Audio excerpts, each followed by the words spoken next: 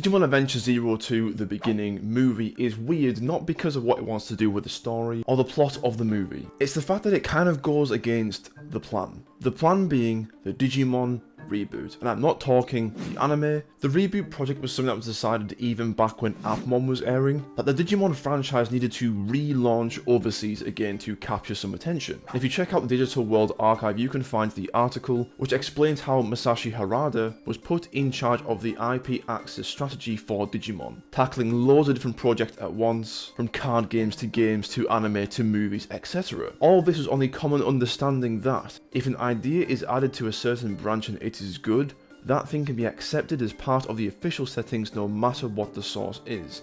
If the official settings never change, the brand will become frozen and fans will lose excitement gradually. And so how do we do this? How does Arada come to tackle this enormous obstacle of relaunching Digimon back into overseas territory? The plan is apparently to keep doing the same thing as they have been doing, where they want to keep making standalone parts of the series and consider everything to be official, as it were. But I don't think that's going to have the effects that they want, and here's why. Because after Digimon Adventure 02, Digimon started to branch out, as we all know, and this will probably be the case for years to come, but in terms of creating an image, that makes Digimon really difficult to identify with people who aren't really familiar with Digimon from the jump. As we all know, Digimon fans who are watching this video right now understand that the lore of Digimon, it is a mess. I mean, it's irrelevant whether you yourself understand the lore and how you can interpret that for different series that have come and gone. If you show any Digimon lore to someone who has no experience with Digimon, they're going to have such an unnecessarily hard time trying to work it all out. They're probably just not going to invest in Digimon, which is exactly why they have stated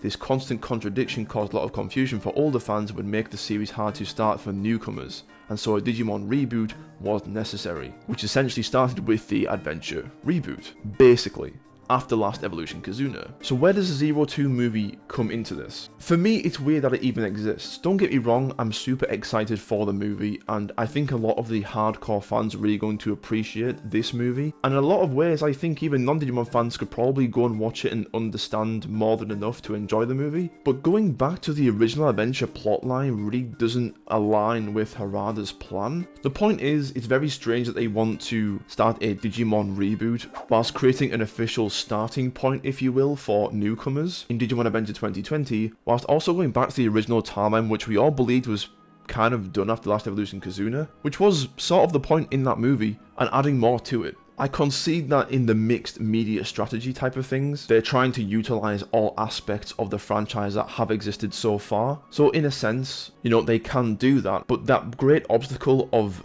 getting rid of the confusion that newcomers might have to Digimon is just becoming progressively more worse. When they didn't expand on 2020, they went to Ghost Game, and then they went back to the original Adventure timeline for a movie. And I even remember having these conversations with a lot of you watching right now when Adventure 2020 was ending. Everybody was really confused as to why they didn't go with an immediate sequel or some kind of movie following the events of 2020. Even if people liked it or not is irrelevant. If you want a solid, core, basic, easy digestible starting point for Digimon in the new era, the reboot should have really been that starting point for a lot of new fans. But in terms of what this Digimon reboot project actually is, I'm not particularly sure it's anything beyond just releasing loads of new stuff at the same time. From 2020, Ghost Game, the card game, Digimon Survive, even though it took a while. I think there are benefits to releasing the 02 movie, and I think a lot of non-fans can see Vmon and Davis and Ken and think, oh, I remember those guys when I was a kid. There's a movie out that's really cool. But if you're going to put so much effort into the original timeline, it seems weird to me that they didn't let that run its course first, like completely in its entirety, before rebooting the Digimon Adventure anime, and then not having any sequel to that reboot and then just starting another branched series such as Digimon Ghost Game. I find a lot of the decisions really odd.